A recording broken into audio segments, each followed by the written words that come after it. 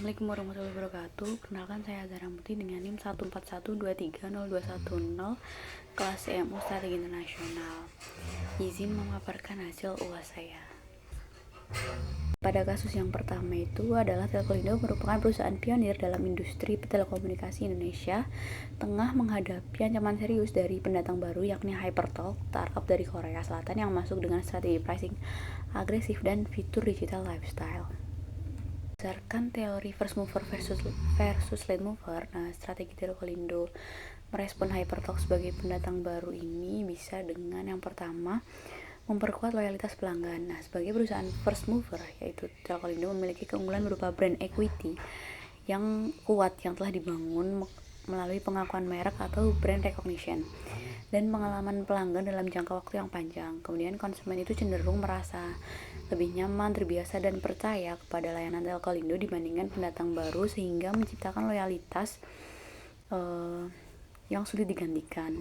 Untuk memperkuat hal tersebut, Telkomsel dapat memanfaatkan kekuatan mereknya dengan menawarkan program loyalitas yang terintegrasi seperti bundling layanan data, streaming, dan cloud atau diskon khusus bagi pelanggan jangka panjang. Program ini tuh nggak hanya memperkuat hubungan dengan pelanggan, tetapi juga berperan penting dalam mempertahankan retensi dan loyalitas di tengah persaingan yang semakin agresif, khususnya dari Hypertalk sebagai late mover yang menawarkan tarif murah. Dengan begitu, Telkomsel dapat terus memelihara basis pelanggannya sekaligus meningkatkan daya saing tanpa harus terlibat langsung dalam perang harga. Kedua itu ada inovasi berbasis infrastruktur. Telkomsel itu dapat memanfaatkan jaringan infrastruktur yang sudah mapan sebagai strategi utama mereka untuk mempertahankan dominasinya di pasar. Sebagai perusahaan first mover, Telkomsel ini memiliki keunggulan dalam hal penguasaan sumber daya strategis seperti infrastruktur jaringan dan distribusi yang telah dibangun jauh lebih awal dibandingkan pesaing baru seperti Hypertalk. Keunggulan ini memungkinkan Telkomsel untuk memberikan kualitas layanan yang superior baik dari kecepatan internet, stabilitas koneksi maupun cakupan wilayah yang lebih luas termasuk di daerah terpencil.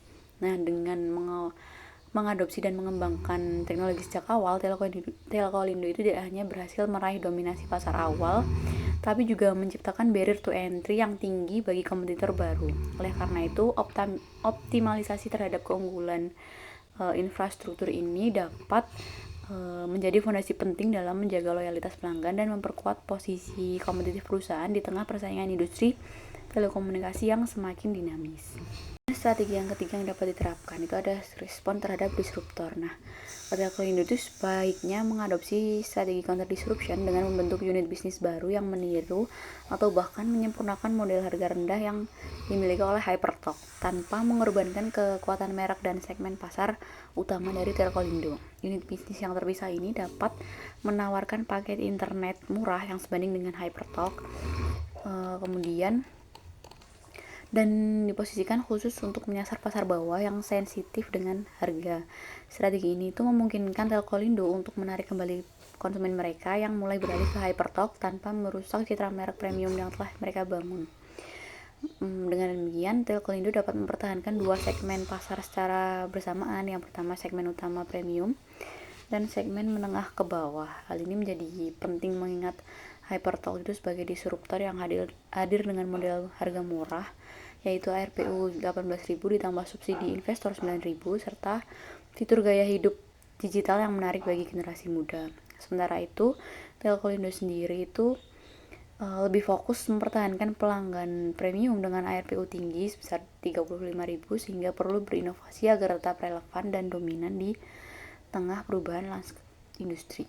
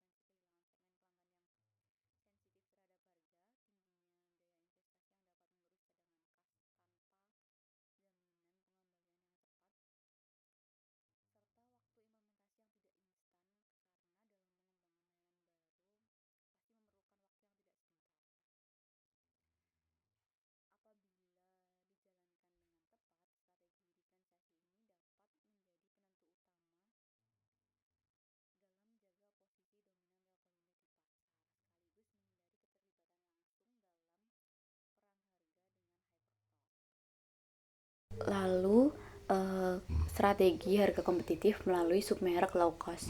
Untuk merespon tekanan dari Hypertalk yang agresif di segmen pasar harga rendah, Telkomsel itu dapat menerapkan strategi harga kompetitif melalui peluncuran submerek low cost seperti Telkomlight.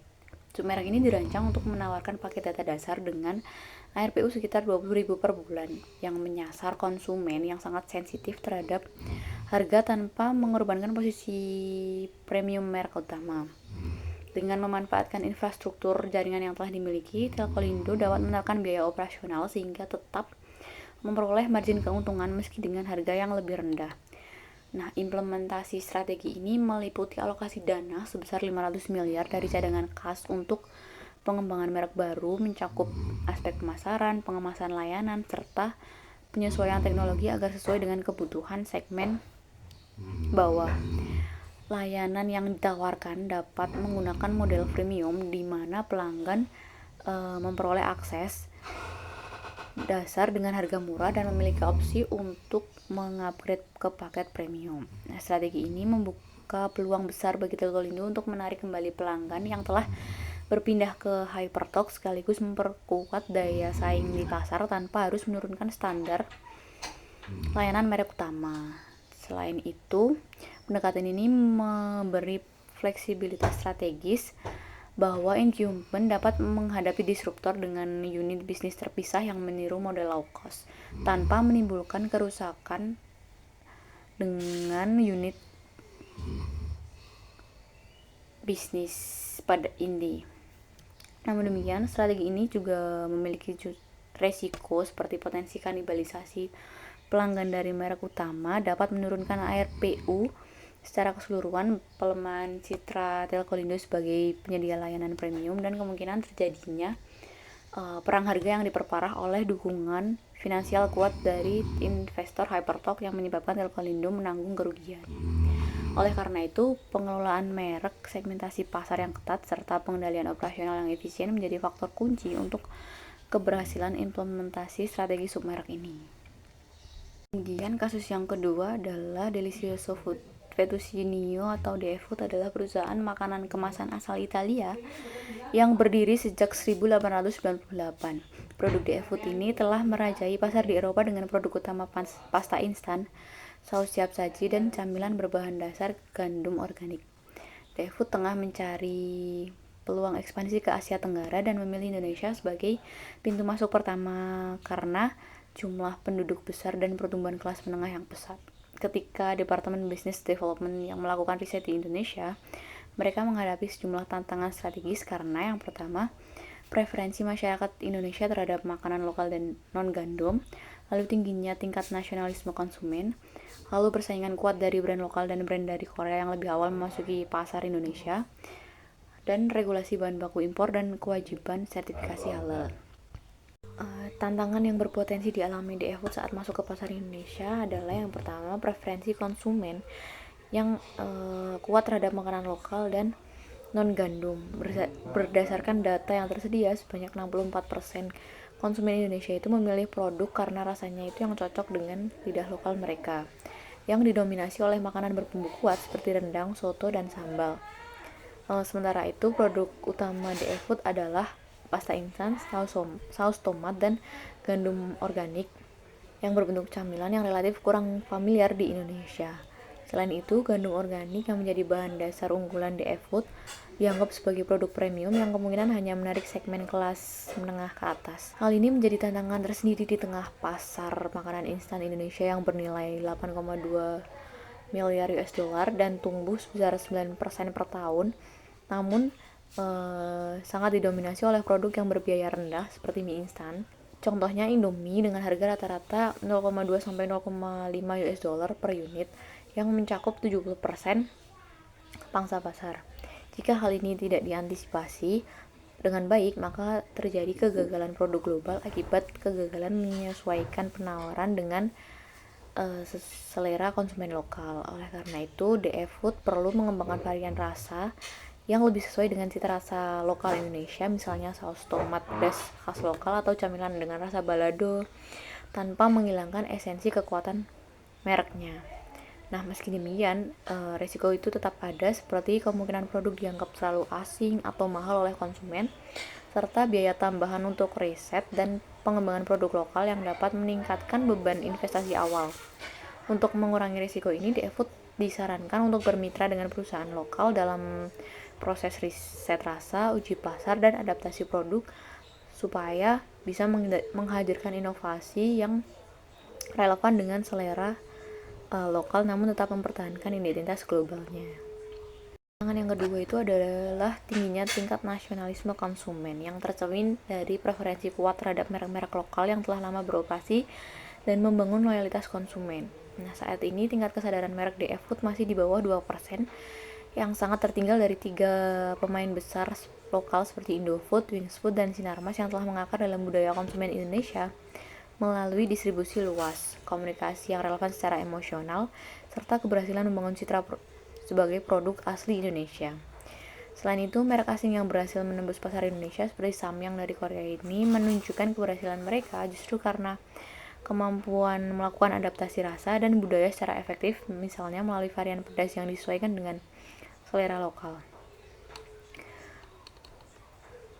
Hal ini menunjukkan bahwa DFood harus mengatasi persepsi sebagai merek asing melalui strategi pemasaran yang relevan secara budaya dan emosional bagi konsumen lokal. Data pasar memperkuat tantangan ini, yaitu merek lokal diperkirakan menguasai lebih dari 60% dari total nilai pasar makanan instan Indonesia yang mencapai 8,2 miliar US dollar, yang menunjukkan dominasi yang sulit ditembus akibat tanpa strategi yang kuat. Nah, resiko spesifik dari tantangan ini adalah penolakan konsumen yang besar untuk meningkatkan brand awareness dari di bawah 2% menuju level yang kompetitif, misalnya 20% atau lebih. Untuk memitigasi resiko tersebut, DFood itu perlu mengadopsi pendekatan globalization, yaitu menggabungkan kekuatan identitas global dengan adaptasi lokal melalui kampanye kreatif bertema Mediterania bertemu Nusantara. Nah, kolaborasi dengan influencer lokal serta partisipasi dalam acara budaya atau kuliner Indonesia guna membangun koneksi emosional dan meningkatkan kedekatan merek dengan konsumen. Selanjutnya adalah tingkat persaingan yang sangat ketat dari merek-merek lokal dan Korea yang lebih dulu menguasai pasar makanan instan di Indonesia. Nah, 3 merek besar lokal seperti Indofood, Wingsfood, dan Sinarmas tidak hanya menawarkan produk dengan harga yang terjangkau, tapi juga telah berhasil melakukan adaptasi rasa lokal seperti mie instan dengan rasa rendang, soto, atau sambal yang sangat diminati masyarakat. Nah, di sisi lain, merek Korea seperti Samyang juga telah sukses menarik perhatian konsumen Indonesia melalui inovasi produk seperti mie pedas yang ekstrim, yang sesuai dengan preferensi lokal akan rasa yang kuat dan pedas. Selain itu, kedua kelompok pesaing ini memiliki keunggulan dalam distribusi yang sangat luas melalui jaringan minimarket, toko kelontong, dan warung tradisional serta brand recognition yang tinggi di berbagai lapisan masyarakat.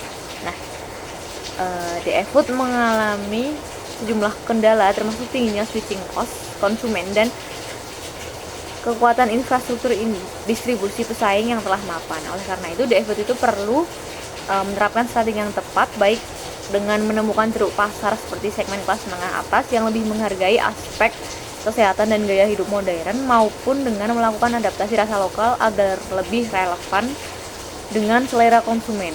Nah, meski pasar makanan instan Indonesia itu menunjukkan peluang yang besar dengan pertumbuhan sekitar 9% per tahun, dominasi merek yang telah mapan ini akan membatasi ruang pertumbuhan bagi DFood tanpa strategi yang terarah. Nah, resiko utamanya yang akan dihadapi itu adalah kesulitan merebut pangsa pasar dari kompetitor yang sudah memiliki loyalitas konsumen tinggi, serta tekanan margin apabila DFood terpaksa bersaing dalam aspek harga. Untuk mengurangi resiko ini, disarankan untuk menargetkan segmen premium dengan produk berbasis gandum organik yang menawarkan manfaat kesehatan sambil tetap menjaga harga yang kompetitif melalui opsi produksi lokal guna menekan biaya distribusi dan biaya masuk. Selanjutnya ini ada regulasi terkait bahan baku impor dan biaya masuk untuk produk makanan jadi. Dengan biaya masuk yang sebesar 15%, harga jual produk DF Food yang diimpor dari Italia akan meningkat secara signifikan dibandingkan harga jual produk lokal. Nah, sebagai ilustrasi, jika harga produk di negara asal adalah 1 US dollar per unit, maka biaya masuk akan menaikkan harga menjadi 1,15 US dollar, jumlah yang jauh di atas rata-rata harga produk makanan mie instan di Indonesia yang berkisar 0,2 US dollar hingga 0,5 per unit. Nah, kesenjangan harga ini mengurangi DF Food di pasar yang sangat sensitif terhadap harga. Selain itu, regulasi bahan baku impor menjadi hambatan tambahan, khususnya jika DF Food kesulitan menemukan sumber gandum organik lokal yang memenuhi standar kualitas perusahaan, sehingga menciptakan ketergantungan pada bahan baku impor yang rentan dengan fluktuasi harga global dan logistik. Nah, struktur biaya yang dipengaruhi oleh bea masuk akan secara langsung mengurangi daya saing harga, terutama di pasar negara berkembang yang konsumen utamanya itu sangat peka terhadap perubahan harga. Oleh karena itu, strategi yang disarankan adalah dengan berinvestasi dalam produksi lokal, misalnya dengan skema joint venture bersama mitra lokal yang tidak hanya memungkinkan DF Food untuk menghindari bea masuk, tetapi juga memperkuat kontrol atas rantai pasok. Nah, untuk mengurangi resiko ketergantungan terhadap bahan baku impor, DF Food perlu menjalin kemitraan dengan pemasok lokal untuk mencari bahan baku substitusi atau mendorong pertumbuhan bahan baku organik dalam negeri yang sesuai dengan standar dari perusahaan. Strategi ini tidak hanya akan meningkatkan efisiensi biaya, tapi juga memperkuat citra perusahaan sebagai pelaku bisnis yang mendukung perekonomian lokal. Tantangan terakhir itu adalah kewajiban sertifikasi halal. Mengingat 82% populasi masyarakat Indonesia ini adalah muslim dan secara aktif memprioritaskan produk dengan label halal dalam keputusan pembelian mereka. Meskipun DF Food ini telah beroperasi di Uni Emirat Arab, pengalaman penuh dalam menghadapi regulasi halal di Indonesia itu masih terbatas. Karena proses sertifikasi halal di Indonesia itu dilakukan melalui Badan Penyelenggara Jaminan Produk Halal dan melibatkan prosedur yang cukup kompleks, termasuk audit menyeluruh terhadap rantai pasok dan bahan baku dengan estimasi durasi 3-6 bulan serta biayanya itu sekitar 5.000 US dollar hingga 10.000 US dollar per produk.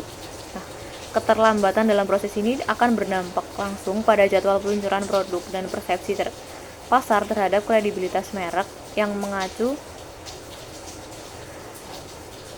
pada prasyarat sosial dan kultural yang sangat menentukan akses ke pasar konsumen muslim. Dalam konteks Indonesia, label halal ini memiliki nilai simbolik yang sangat tinggi karena menjadi indikator kepercayaan yang sangat diperhatikan oleh konsumen, khususnya dalam kategori makanan instan yang dikonsumsi secara luas dan cepat. DF Food ini juga memiliki risiko, yaitu potensi keterlambatan peluncuran akibat proses sertifikasi tadi, serta peningkatan investasi awal akibat biaya sertifikasi dan kebutuhan penyesuaian rantai pasok. Untuk mengurangi risiko tersebut, DF Food perlu bermitra dengan entitas lokal yang memahami sistem sertifikasi halal Indonesia, serta sejak awal itu memastikan bahwa seluruh rantai pasok termasuk bahan baku, pengolahan, pengemasan setelah memenuhi standar halal. Strategi ini tidak hanya akan mempercepat proses perizinan, tapi juga memperkuat kepercayaan pasar terhadap komitmen DF Food dalam menghormati nilai-nilai lokal. Analisis strategi. Yang pertama ada strategi ekspor via distributor, yang memungkinkan DF Food untuk masuk pasar Indonesia dengan cepat dan investasi awal yang relatif rendah, yakni sekitar 2-3 juta US dollar. Dalam skema ini, DF Food akan mengimpor produk langsung dari Italia dan menjalin kerjasama eksklusif dengan PT Rasa Sampai Lidah. Nah, distributor makanan premium dengan jangkauan ke 30 kota besar di Indonesia. Keunggulan utama strategi ini terletak pada kecepatan masuk pasar, yaitu sekitar 3-6 bulan, dan pemanfaatan jaringan distribusi lokal tanpa perlu membangun fasilitas produksi sendiri. Namun, strategi ini juga memiliki sejumlah keterbatasan yang signifikan. Salah satunya adalah beban bea masuk sebesar 15% yang secara langsung menaikkan harga jual produk dari 1 US dollar menjadi 1,15 US dollar per unit, yang angkanya itu sangat jauh di atas rata-rata harga produk lokal, yaitu 0,2-0,5 US dollar, sehingga mengurangi daya saing di pasar yang sangat sensitif terhadap harga.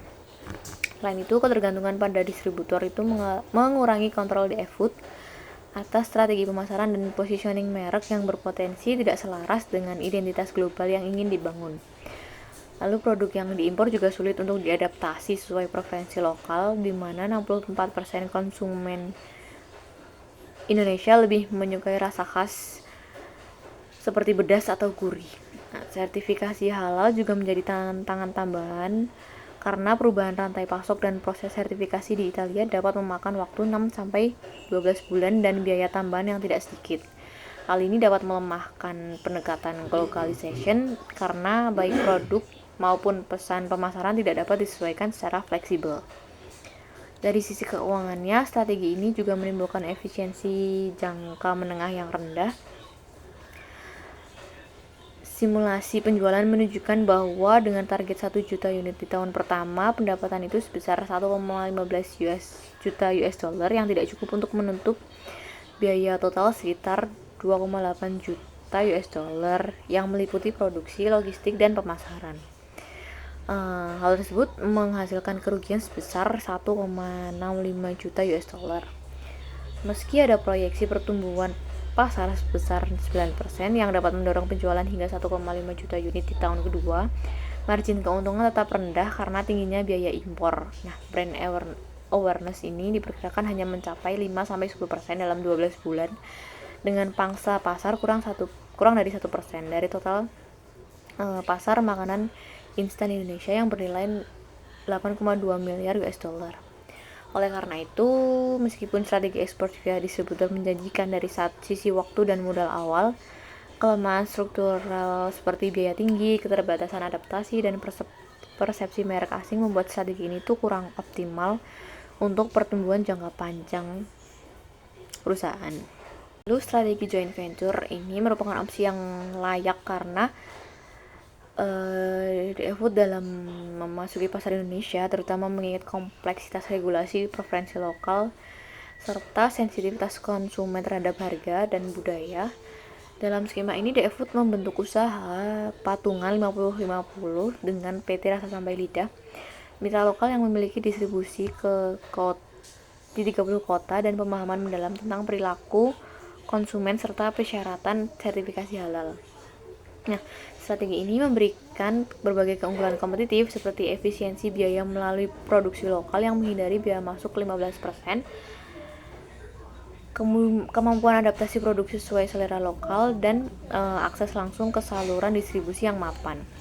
DF Food juga memanfaatkan pengetahuan lokal mitra untuk mengurangi liability of foreigners dan mempercepat proses sertifikasi halal yang sangat penting mengingat 82% konsumen Indonesia ini adalah muslim. Melalui produksi dalam negeri, DF Food dapat mengembangkan varian produk yang relevan dengan 64% konsumen Indonesia yang mengutamakan cita rasa lokal seperti pasta rasa rendang atau camilan gandum organik dengan rasa soto. Nah, strategi ini dapat mendukung pendekatan globalization, yakni menggabungkan kekuatan identitas global dengan adaptasi terhadap budaya lokal melalui desain kemasan, varian rasa, dan komunikasi pemasaran.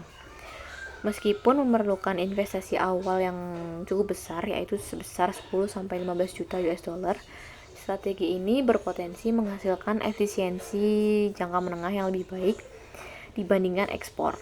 Berdasarkan simulasi finansial dengan asumsi penjualan 1,5 juta unit dan biaya produksi lokal sebesar 0,6 US dollar per unit, DF Food dapat mencapai margin per unit itu sebesar 0,3 dan dapat menghindari kerugian struktural akibat biaya logistik dan biaya masuk. Walaupun kerugian awal diperkirakan masih terjadi di 2 tahun pertama, ROI positif dapat dicapai mulai tahun ketiga seiring pertumbuhan pasar sebesar 9% per tahun dari sisi performa pasar. Nah, strategi ini juga diproyeksikan mampu meningkatkan brand awareness menjadi 15-20% dalam 12 bulan pertama dan memperoleh pangsa pasar sebesar 2-3% dari total nilai pasar makanan instan Indonesia yang bernilai 8,2 miliar US dollar. Nah, resiko yang mungkin muncul adalah konflik kepentingan dengan mitra dan kontrol kualitas tetap perlu dimitigasi. melalui perjanjian operasional dengan yang jelas dan sistem pengawasan mutu. Secara keseluruhan, joint venture ini memungkinkan DF Food menggabungkan kekuatan global dan lokal secara sinergis untuk meraih pertumbuhan yang berkelanjutan dan daya saing yang kuat di pasar Indonesia. Strategi yang ketiga ini ada Greenfield Investment, yaitu dengan membangun pabrik sendiri di Jawa Barat, memberikan DF Food kontrol penuh terhadap proses produksi, kualitas, dan positioning merek, sekaligus membuka peluang untuk menciptakan skala ekonomi dalam jangka panjang. Dalam fasilitas produksi independen, DF Food dapat memastikan standar mutu sesuai nilai mereka dan melakukan adaptasi produk untuk memenuhi preferensi lokal serta sertifikasi halal secara langsung. Nah, kehadiran pabrik fisik ini juga membuka potensi ekspansi ke negara-negara ASEAN lainnya, namun strategi ini memiliki kelemahan struktural yang signifikan, terutama dalam biaya dan waktu. Estimasi investasi awal itu sebesar 30-50 juta US dollar yang mencakup pembangunan fasilitas, perizinan, serta pengembangan jaringan distribusi dari nol, sementara waktu implementasi yang dibutuhkan itu mencapai 12-18 bulan. Nah, sehingga memperlambat proses penetrasi pasar. Di sisi lain, DF Food ini memiliki brand awareness yang masih di bawah 2%, sehingga risiko pasar ini menjadi tinggi, terutama jika investasi besar tersebut tidak dibarengi dengan respon positif dari konsumen. Selain itu, tanpa kehadiran mitra lokal, DF Food beresiko kurang memahami karakteristik konsumen Indonesia yang dapat menghambat efektivitas strategi pemasaran dan adaptasi produk. Dari segi efisiensi biaya jangka menengah, simulasi finansial menunjukkan bahwa penjualan 1 juta unit di tahun pertama itu hanya menghasilkan pendapatan sebesar 0,9 juta US dollar, sementara total biaya itu mencapai 33,6 juta US dollar, sehingga menciptakan kerugian yang sangat besar, yaitu 32,7 juta US dollar. Meskipun proyeksi tahun kedua itu menunjukkan perbaikan, namun ROI baru dapat dicapai pada tahun keempat, menjadikan strategi ini sangat berisiko secara finansial dalam jangka waktu yang pendek. Nah, tingkat brand awareness pun diperkirakan hanya mencapai 10-15% dalam 12 bulan karena keterlambatan peluncuran dan pangsa pasar masih di bawah 2%. Nah, oleh karena itu, apabila dibandingkan dengan strategi Greenfield yang padat modal dan berisiko tinggi, opsi joint venture bersama PT Rasa Sampai Lidah itu dinilai lebih layak karena mampu menyeimbangkan risiko dan biaya, serta memberikan akses terhadap pengetahuan lokal, mempercepat proses sertifikasi halal, serta mendukung pendekatan globalization melalui adaptasi produk dan kampanye pemasaran bersama. Strategi ini memungkinkan pasar masuk lebih cepat dan lebih efisien dibandingkan Greenfield, sekaligus menghindari biaya masuk yang terdapat pada model ekspor. Di 2 tahap untuk membangun brand awareness dan penerimaan budaya konsumen lokal terhadap produk DF Food dalam 18 bulan pertama setelah peluncuran. Yang pertama itu ada tahap 1, yaitu penetrasi awal dan edukasi pasar di bulan 1 sampai ke 9. Pada tahap awal ini, DF Food perlu memfokuskan strategi pada penetrasi pasar dan edukasi konsumen dengan tujuan meningkatkan brand awareness yang kurang dari 2% menjadi 15%, sekaligus membangun persepsi positif sebagai merek yang global yang relevan dengan budaya lokal. Nah, strategi utama dalam fase ini adalah peluncuran produk-produk yang telah diadaptasi secara lokal, seperti pasta instan halal dengan rasa soto ataupun rendang, saus tomat pedas berbumbu sambal, dan camilan gandum organik dengan rasa balado atau keju lokal. Seluruh produk dirancang dengan kemasan bernuansa budaya lokal seperti motif batik tanpa menghilangkan identitas visual global DF Food. Nah, sertifikasi halal ini juga menjadi prioritas dengan target penyelesaian dalam 3-6 bulan melalui BPJPH, mengingat 82% konsumen itu adalah muslim dengan alokasi anggaran sebesar 15.000 US dollar untuk 3 produk utama. Nah, untuk memperkuat penetrasi pasar, DF Food itu menjalankan kampanye pemasaran digital dengan tema Mediterania bertemu Nusantara di platform seperti Instagram, TikTok, YouTube, yang menggandeng minimal 10 influencer kuliner lokal yang dengan jangkauan audiens luas lebih dari 500.000 pengikut. Konten kampanye ini akan menonjolkan keunikan produk DF Food dalam balutan nilai kesehatan dari gandum organik dan kekayaan rasa lokal. Program ini didukung oleh anggaran besar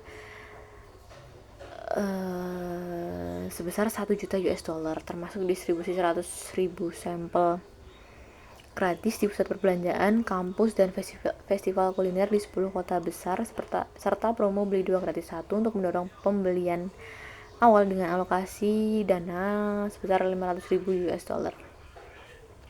Distribusi ini akan difasilitasi oleh jaringan PT Rasa Sampai Lidah ke 30 kota melalui supermarket premium dan minimarket dengan target penetrasi 5.000 titik penjualan dalam 9 bulan pertama dan dukungan anggaran distribusi sebesar 1 juta US dollar. Nah, kinerja tahap ini akan diukur melalui metrik seperti peningkatan brand awareness menjadi 15%, penjualan 1,5 juta unit yang senilai 1,35 juta US dollar, sertifikasi halal 100% dalam 6 bulan, dan tingkat kepuasan konsumen yang lebih dari 70% berdasarkan ulasan awal.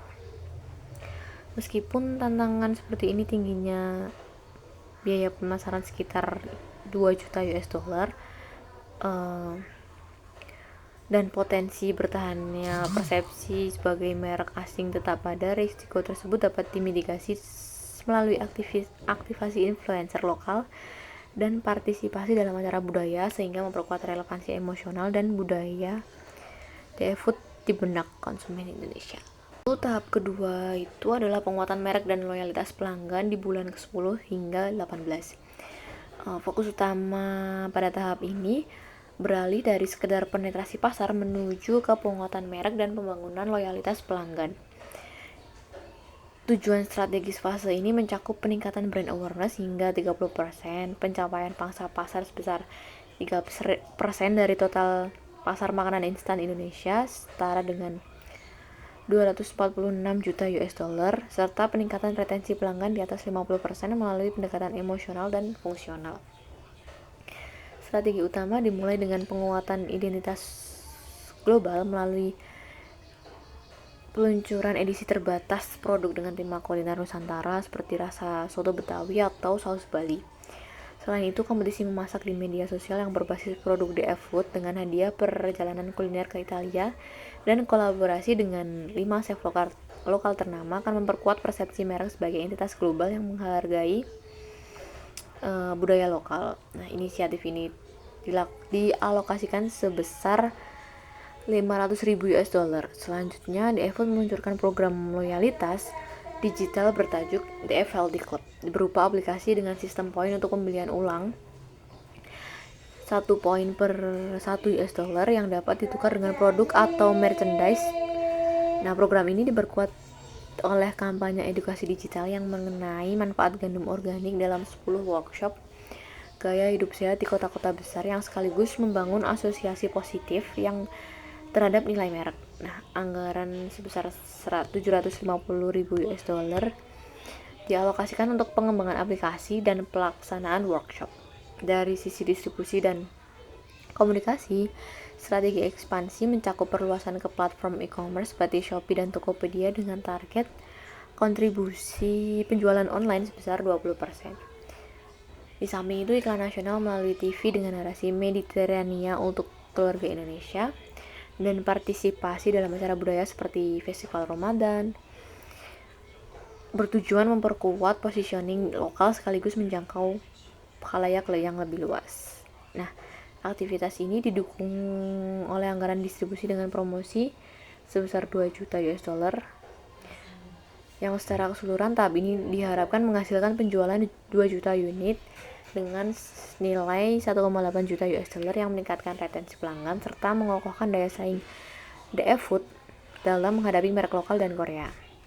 Nah, meski strategi ini membawa resiko seperti biaya pemasaran dan pengembangan produk baru yang tinggi serta tekanan harga dari kompetitor, resiko ini dapat dimitigasi dengan fokus pada segmen premium yang memberikan margin yang lebih tinggi serta pemanfaatan data analitik e-commerce untuk menyesuaikan strategi secara dinamis. Dari sisi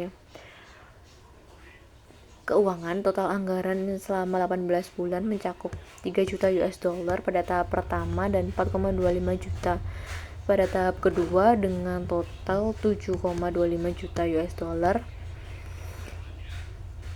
Meskipun proyeksi pendapatan kumulatif sebesar 3,15 juta US dollar masih menghasilkan kerugian bersih sebesar 4,1 juta US dollar, di mana investasi ini diperkirakan akan mulai menunjukkan ROI positif pada tahun ketiga seiring pertumbuhan pasar makanan instan Indonesia itu konsisten sebesar 9% per tahun. Nah, dengan demikian tahap kedua ini tidak hanya memperkuat fondasi merek tetapi juga menyiapkan DE Food untuk pertumbuhan jangka panjang di pasar Asia Tenggara. Nah, cukup sekian materi yang bisa saya paparkan. Terima kasih.